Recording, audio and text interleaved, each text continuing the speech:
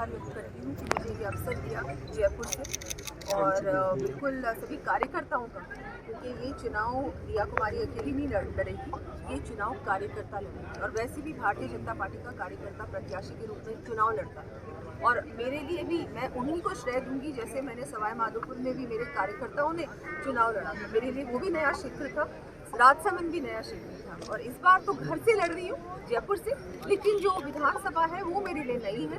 तो बिल्कुल चुनौती कहूँगी या नहीं कहूँगी, लेकिन बिल्कुल बहुत ही मेरे लिए खुशी की बात है, मेरा सौभाग्य है कि घर से चुनाव लड़ने का इस बार अवसर मिला। मैम, आप एक सांसद भी रह चुकी हैं, विधायक भी। आमतौर पर कहा जाता है कि सांसद का चुनाव आसान होता है बजाय विधानसभा चुनाव के। आपका अनुभव क्या कहता है?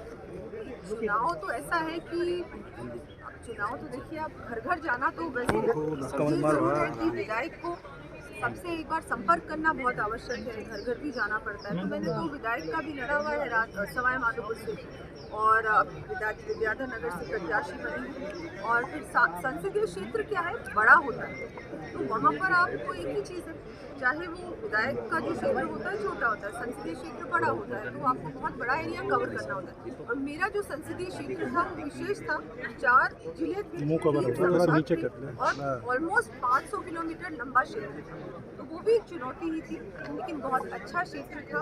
मैं तो बिल्कुल, मेरे लिए तो एक के समान हो गया है वहाँ पर, कार्यकर्ता है मेरे लिए, तो वो भी एक परिवार ही है। परिवार में जो विरोध है, मैडम लेटर कंप्लीट